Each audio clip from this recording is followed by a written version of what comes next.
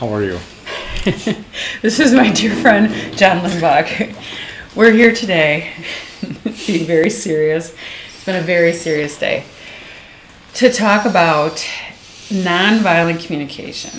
Or at least what I know about it. At least what I'm a newbie. What you know about it. You're a newbie. And one of the things that I think is interesting is that just the term nonviolent communication, I always thought it takes me to a place of like, here's an authority trying to de-escalate a situation. That's what I used to think. And then, so that's what it meant. But I've realized lately, no, this is, I'm going to use the term de-escalate any situation, any conversation. I think we've all been naturally doing this in our relationships, and I know with my kids, etc. And you've been talking about it a bit, and I find it fascinating. So that's why in the future we're going to do many, many different types of interviews. But for this one, I think it'd be super cool to talk about that and dive in whatever way. I don't think we've been doing it as a matter of course in most of our relationships. And it's just come in my orbit just in the last 6 to 9 months. It has been sort of a game changer for us.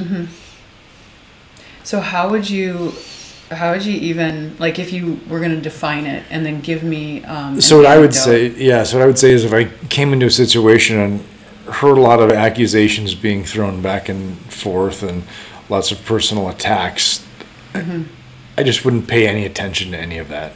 Okay. None of it matters. It's all noise. This is, we've all got tragic, how do they say it? Tragic unmet expectations of needs, something like that. So we have to listen for needs, listen for what's really there. And if we can drill down to what those needs are and then drill down to the needs of what other groups have, we all, as humans, have the basic human needs. And if we can all start to relate to someone on a basic human level, we're so far ahead of the game in terms of resolving that conflict. Okay. And once we get to that part, we can start talking about requests and what's alive in us and what's going on with us and how we want to feel and, making the right kind of request versus demand and things like that. So would you say that by taking, one of the easiest ways might be to, like, I'm not going to take any of that personally. I can tell that you're hurting. I can tell that you're saying these things based on your programming, the stories you've heard, your heritage, your, or whatever that is, your emotion. That's yours. That's 100% yours. I can validate that. I can see that you agree with that, and that's how you're feeling. And then is it a kind of like a Tai Chiing where you say, okay, now what exactly is it you want? What exactly is it your need? And can you request that? I got a little lost there. I think I think what the most important thing about NVC is it provides a way in which for someone to act from a place of wanting to act of service instead of acting from a place of, if I don't do this, I'm going to be punished, or I will be labeled good or bad, or it will be labeled right or wrong. It feels good to do things. I think the right way then to bring things up with your kids, your coworkers or whatever, is instead of having power over, you sort of have power with. Okay. And if we can sort of all come up with why we'd want to do something, that's going to lead to a much better result. So that's huge. And it's also, as you're saying this, I'm thinking, shit, those are all the things a lot of us learned in school and in childhood. How to please others, how to be right, how to be, how to win, or how to get what we want, whether it's food or love or attention or praise. So how do we unlearn that? Or maybe we don't unlearn it, maybe we just learn this new way. I think it's very different. I think it's when we start making requests based off of our needs that the differences happen. So when we make a request,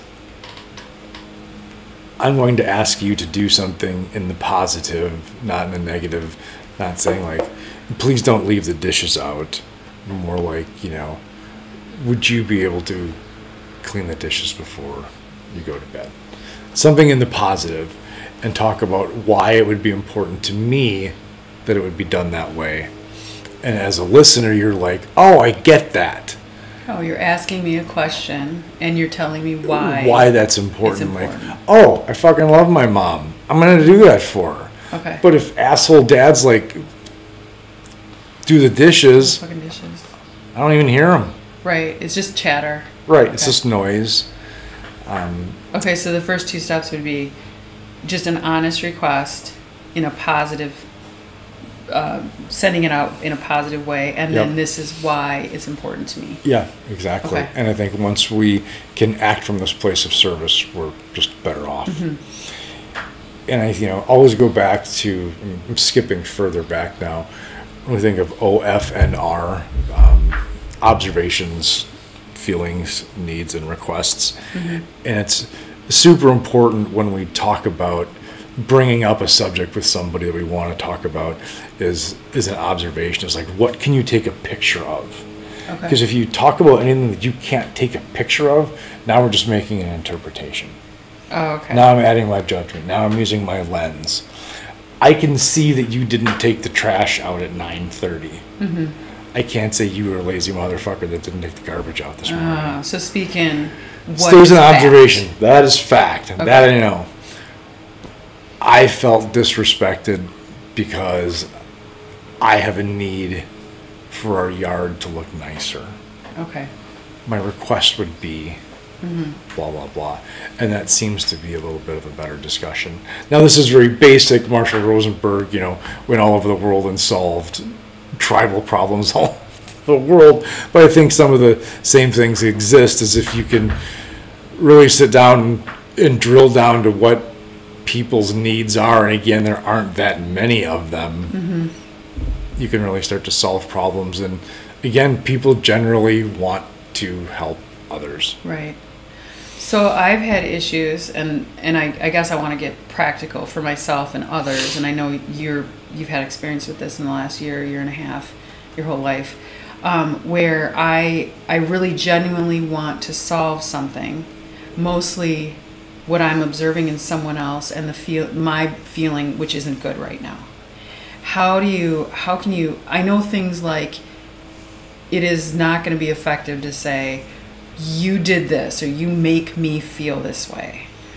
I feel, or I'm noticing this, or I'm wondering this. Great. And yet still sometimes I notice, especially with a partner or lover, they seem to go on the defensive. And to be honest, I don't get what I need, which is understanding a solution and to not have to deal with this again. And I think that shows the difficulty in trying to learn some of these advanced techniques on your own. So it's just better if whether you it's can through learn them. codependence or nonviolent communication. If you get buy-in with the people that you interact with, the better off you're going to be. Because I think to people who don't study nonviolent communication that are all of a sudden inundated with it, they probably feel like word ninja'd a little bit. Word ninja, I like that. Where it's like, I don't know what you just fucking said, but all of a sudden I wanted to do it, and I've never wanted to do that. Yeah. And so I think it's important to, as Tammy and I have done, study this together and make it a point for the two of us to work on. Okay. So I think that's important. Would you say if there's not a willingness to do that, I guess the person who's willing still might benefit Still in all would do areas, it because, but, because you're still going to communicate better. Okay. And if there's like a denial, like, no, I don't want to get into that, it might be time to be like, okay, find a new partner. Call spade a spade. Right. And then of course the problem is, by the time you're done studying codependence and all your relationship issues and then nonviolent communication, the dating pool is very shallow. So we're fucked. So you're fucked. Okay, that's really cool. I think, that's the first place besides something that would be in more of like, okay, we're trying to calm a population down or a crowd down or get people to listen to each other. Oh, that's funny. I'm like, what is that? It's my friend. Would be your primary partnership. But I've realized that and now that you've shared more with me, I have more language of what's going on. It's super important with kids or God. friends or clients, coworkers, right? If you can, and I've used it, I've shared with you in this past week a couple things that have come up where it's just like, it just diffuses a situation, and actually everyone feels great, or so much better anyway. Right. Absolutely. And I think one of the things that helps that is one of the first intentions when listening for observations is listening with real intention of wanting to understand where someone's coming from, and not just hearing all this noise and then just being noisy yourself and trying to solve some issue. So one of the first things that has helped me with those various people, whether it's clients or kids, or let's just use a client because there's less emotion around it. I'll hear something, or I'll get an email and I'll trigger a little bit because I want to say, well, either I told you so, or this is a question I already asked, or whatever. First of all, let some time go by, and then like you're saying, I'll realize I am in service here, and I'll validate them. I can see your point of view, or I understand why you think that. Please don't worry about that, or how would this, or like we already decided. And I think what it does is, or what the feedback has been, is that being then feels that we're together on this instead of there. And it's helped me too, where I'm going to feel better about solving this, even if it's not mine to solve. I think what else is important is when you respond back to someone with your analysis, ask them what they heard. Because if I've learned anything over the last year, it's that our ideas of what words mean couldn't be any further from the truth. Yes. Where it's like, did you even read the same fucking word? Yeah. What just happened? That happens a ton in emails, right? Text. That's why it's so stupid. We inflect all this emotion into it. It might not be at all what was meant. My classic story is my dad's an attorney, and he used to look at all my business agreements. So one time I faxed him my operating agreement. He's like, yeah, I'd be happy to help you through this. I said, could you look at section 7.1 and tell me what that says? He's like, I got a better idea, John. How about you read me what 7.1 says? You tell me what 7.1 says, and I'll tell you what 7.1 really says. Holy shit. Handy. So I think definitions and clarity are of the utmost importance. We're all just looking through this world with such different lenses, more lenses than we've ever had. That I don't know how we're communicating even remotely well. So how would you word it if at the end of an important conversation where both people seem receptive, do you just come out and say, so what did you hear me say? I would say I need help to feel that I've been understood. And I want to make sure that we move forward together well. Okay. Can you please repeat back to me what you've heard? And if they don't, then apologize and say, I'm sorry, I didn't state that correctly. Okay, let me be more clear. Let me be more clear. Let me try and be more clear. And feel like when it's over, you know where you stand. Okay. And I think that's really important today. I think that would help hugely, because a lot of my frustration is in that I try to speak gently and clearly and compassionately, and I often feel like I'm not heard. I have to say it again, then I start getting frustrated. I have to say it again, and then I feel disrespected. And then I have to say it again louder, and then all of a sudden they're like, dude, why because they're not used losing to me. Your shit. I mean, no one's used to me speaking like super bluntly. So to ask right away, what did that's just going to be efficient. That's just going to save angst. And of course, it's one of the tenets of it is repeating back what you're hearing. And that's awkward to do. So I get why we're hesitant to do that sometimes. Tammy will say to me sometimes, I don't feel heard by you. And my answer to her is, please trust me that not one word got by me, but I know that I'm still not doing a good job letting you know that I know what you mean. Like I am truly listening, but I'm probably not getting it right yet. And I'm just not doing a good job of letting you know that I have, but just trust me, I've heard every word. Okay. Would it even be handy when someone tells you something that's pretty meaningful to say, okay, this is what I'm getting out of what you're telling me? Absolutely. I don't think more communication is ever going to get you in trouble. Yeah. Okay. Yeah. Talk to me about, this is super interesting. So we share, for the listeners, Don and I share a lot of information with each other. A lot of, it's all over the board, but a lot of it has to do with how we can lead a better life, a more enjoyable life. And in one of them, and I forgot even which book, I want to talk about two more things, expectation and the topic of micro-truths. Will you share a bit about micro-truths? Because I thought that was super interesting, how essentially I can be lying in a conversation because I'm not being fully honest down to the micro-truth, which is the actual fact. Yeah, absolutely. One of the things that Tammy and I adopted this summer in doing things together, and I wish I would have known we were going to talk about micro-truths. I would have read up a little more about them. It's been a while since I read Codependency. But we've talked about being gamers like we were back when we were first dating. Like if you said, hey, let's go do this, you were like, fuck yeah, let's go do that. And now and you 15 were full in. Full in. Now 15 years later, like, well, we're not letting that fly anymore. Okay. It's like, why don't you want to do that? Are you feeling, and it's not because, I'm tired.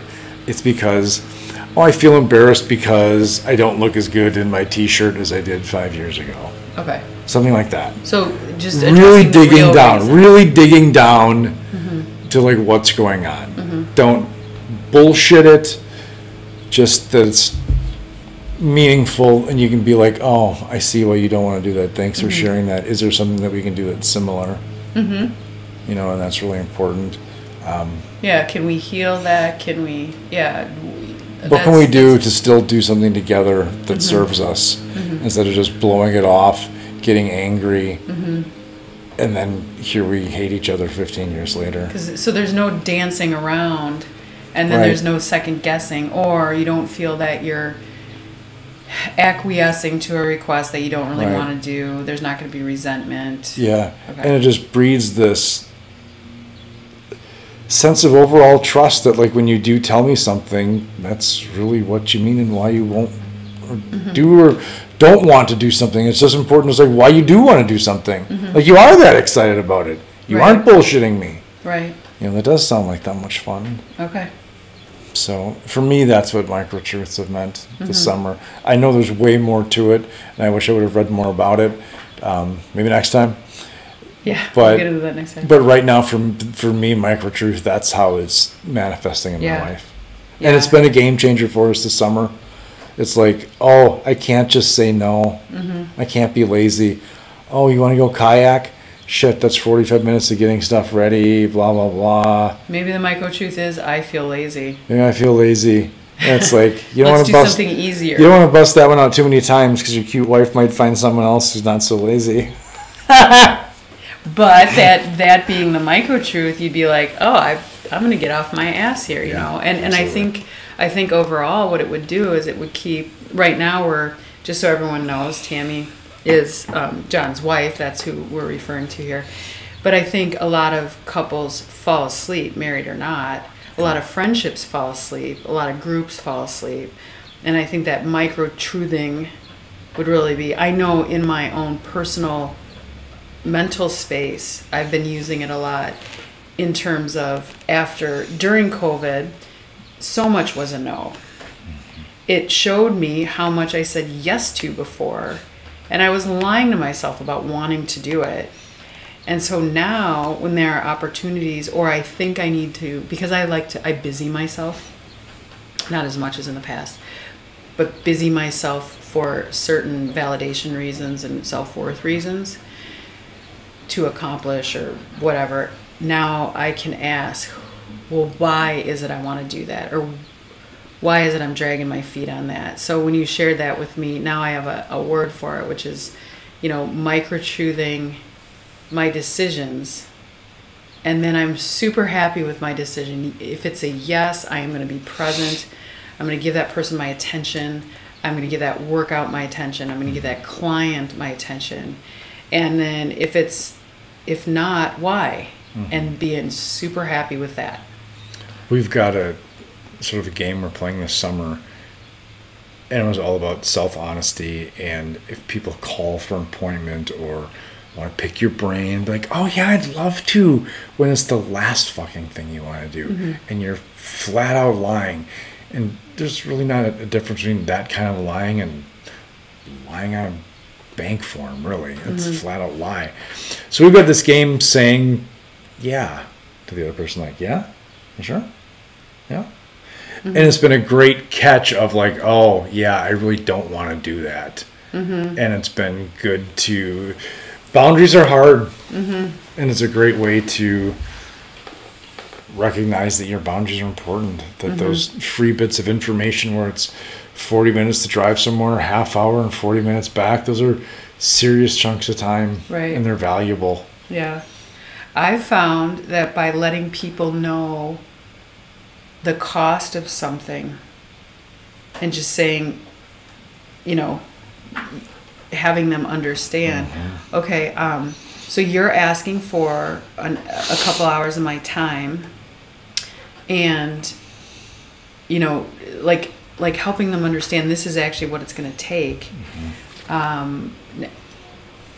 or giving them some time to figure it out, or having them buy in a little bit, which is, to be honest, hey, shoot me an email with what it is you'd like to talk about or your plan so far. Because I know and this has been happening recently, I have been starting to give back, not just to younger people, but to friends, like, and I feel it's in a super legitimate way. Like, so many people helped me, and they took that time, right? And they, I want to be able to do that for other people, or maybe there's a database of knowledge, or maybe there's an inspiration, or whatever the calling is for that increased purpose of giving back. If there's not buy-in, I don't think it truly lands or it's appreciated. You know, someone wants to get together and hear more about that. Well, why? Right. You know, send me an email, what clearly, and then there's also no misunderstanding about this is just time we're going to spend, or someone just wants your energy, or someone wants, there's been misunderstanding lately about what it is that get together means, when I thought I was clear. I've spent my life perfecting this conversation. Oh, Please goody. be clear. Okay, so what are some of the ways you do that? Well, I would say, like, I've worked my entire life to give you the information that you're looking for.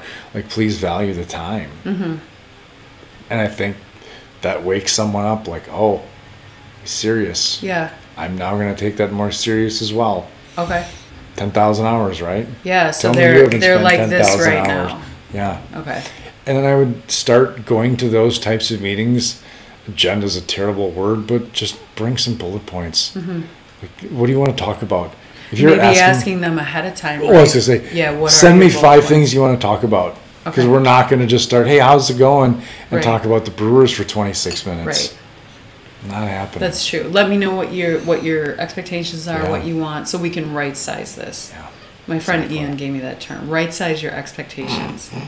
So Otherwise, now I just feel like I'm in a conference room at a company, and I just feel gross. I remember sitting in Rockwell Automation, was my first job out of college, and I hate office lingo more than anything. And someone said, let's back channel that later. I'm like, you didn't say that? Like, why wouldn't you just say talk about it later? Oh, why do we need a fancy phrase to just say talk about it later? But I love right size expectations, and like, that's good. I agree. That's good. Because in my mind, what it does, and I laugh because now I realize, and it can be in a totally linear corporate setting. Like, there was a day where with a friend, we were going to take a journey, a substance journey, and we had that plan, we had this thing that we were going to do that night, and we had 4 things that were going to happen in between. Are you kidding me? First of all, it's not honoring the thing that was primary for us at all. Totally. It wasn't going to allow us to integrate it, but it was absolutely impossible, and we knew that ahead of time. So we did not right-size our expectations. That was a good phrase. Yeah, if we treat it right, like our... Let's segue that into expectations. What do you want to talk about there? Please. Okay. So John shared with me, and I'll put it in the notes of this podcast, a book that at first I'm like, what the hell, John, did you send me? But then I started listening to it, and it's pretty cool. Basically, the premise is that expectations are the root of pretty much all our suffering. Yep. And so I've noticed more and more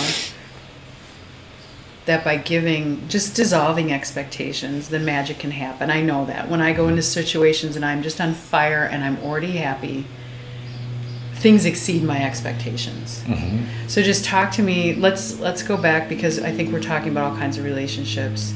Talk to me about your experience and what you have found beneficial with. Are you talking about the Mello book or a previous book? I think it was the Mello book, the one that was rather prophetic sounding and was that dreamy. Audible? It was on Audible. Yeah, that was Mello. I think what I've learned about expectations is they only serve to disappoint. Okay. If someone meets my expectations, I'm just fine. You're average. Fine my expectations.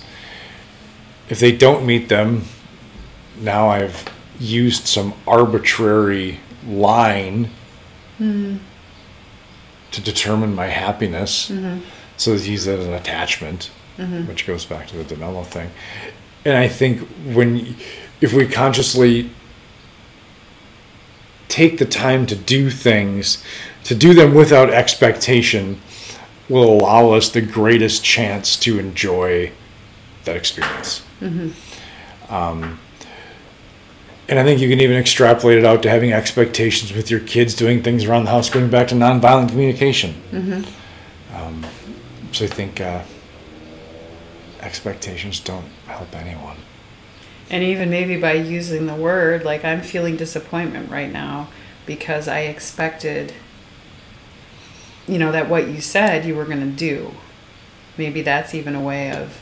I hear you say that, and I'm just trying to put myself in the position of that's not going to feel good. It's not going to feel good. Who wants to hear that?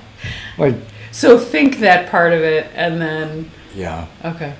Yeah, think about, what was inside of you that would have been enlivened by that having been done, and say it in a way that person would have felt in service to you to do it. I'm disappointed. Fuck you. My dad was disappointed in me when I was 5. I'm still dealing with that. Yeah. I think disappointed is the worst word ever. What does it even mean? It makes me sad. Yeah. I don't know what it means. Well, because it's let down. Yeah. I didn't try to let you down. I didn't. 5. Yeah. Yeah. So expectation is just suffering. Expectation is just suffering. It only... Yeah, no one exceeds expectations. Mm-hmm. The only people that exceed expectations are businesses that think that they can actually exceed expectations, and they never do. So I've been sharing with my daughter, because she believes, let's just use one example, she believes that her skill level with riding a bike is here. And it's actually, I can't reach that low. Yeah. I think that's dangerous, right? Yeah. So I often look for ways to say things gently so that she doesn't resist and be like, no, fuck you, I'm a good bike rider, when I just watched her almost die 5 times. Mm-hmm. So there's, it's dangerous, because I think we can overthink. I don't know, I got to circle back to expectations, but there are, in some situations, I think, expectations that are good, because then they allow you to live. Right. And because I have no children, I'm a children expert. Mm-hmm. Tell me all you know. I would say I would find a way, and I think I know you well enough to know that the relationships you have with your daughters, you could say, you're not a good bike rider. I know you think you are, but you're not. You will be. I promise you. But you're not today. And I want you to be safe. So let's go find a place to work on it. We're going to continue to do it until you are. Cool. Just diffuse it and just say this. Yeah. This like is you're not, what- and it's not a big deal. It's not a judgment. Yeah. You're just not. I'm not a good NFL player. Yeah. Who cares? Who cares? Don't attach this good bad I don't want you to die. value to it. Like Right. I want you to come home at night. Mm-hmm. Let's go to the park. We live in the most beautiful city. Mm-hmm. Let's go ride the fucking bike. Mm-hmm. And I'll say, John said so. John said so. And here you go. Without expectation. Totally. So how do you Oh. really pull that out? How do you really do that? I know. You've got to find her in the right space, clearly. Mm-hmm. And that's a hard one because no kid likes to hear they're not any good. And I'm sure Right. you're talking about your younger daughter and her sister's rocking and rolling for years and hasn't ridden a bike in 2 years because she doesn't It's do it actually anyway. reversed. I know. It's the worst. I was just waiting for a driver's license. Oh, God, no. Give me heart palpitations. Well, how do you do it when you catch yourself? Because I realize I get cocky every now and then. Like, oh, I've instilled these practices. I definitely can notice when I trigger. I can, gain perspective. And then all of a sudden I'll realize in a situation, I'm totally disappointed. I set myself up again and I am disappointed. Is it just it's a matter of practicing it over and over Totally. again? Yep. I think anything you want to change about yourself, we basically are who we are. If you want to make a change, it's a daily ritualistic practice, and it can't be anything but. You're installing a new program. It's a new program. Mm-hmm. It has to be every day, a couple times a day, because if you wait until it happens, you just get punched in the face and all the programming goes out the window. Mm-hmm. It'll never work. Mm-hmm. So. And that in itself, I realized, is like when I bummed that I just did it again, whatever that was. It used to be around food and throwing up, or it used to be, more physical things, and now it's much more mental things. I'm actually doing what I'm trying not to do, which is being disappointed in myself because I had a high expectation of myself. It's like, oh, so even just not thinking in the same pattern once I'm disappointed in myself is practicing. Yeah. Just Well letting said. it go. Drop the struggle. Well said. Okay. We're just practicing, right? Just practicing, doing the best we can Doing the best we with can. the tools that we have. Mm-hmm. Yeah, I think it's when things get hard and uncomfortable, I've noticed about myself, is when it's hardest to use those tools. Yeah. Because we want to fall into the old patterns. It's so easy. Yeah. It's so fucking easy. Mm-hmm. It's easy, and those were the things we're addicted to. We're addicted to patterns. We're addicted to the chemicals that those feelings are dumping into our body. And as we're pulling out, I know you and I are both working on different things, that as we're changing a situation that isn't working or a pattern that isn't working, our bodies are going to try and suck us back into it so we can have that dump of poor me, or that dump of, oh, I failed there, or that dump of, why God, whatever that is. The whipping myself in the chamber. Right. And it's like, no, I can notice this is what's happening. Mm-hmm. You're doing a good job, self. Let's not have this massive expectation. Yeah, Just notice and let's move through this. exactly. Okay. What are some other tools? Meditation practice, Okay. breathing exercises, Mm-hmm.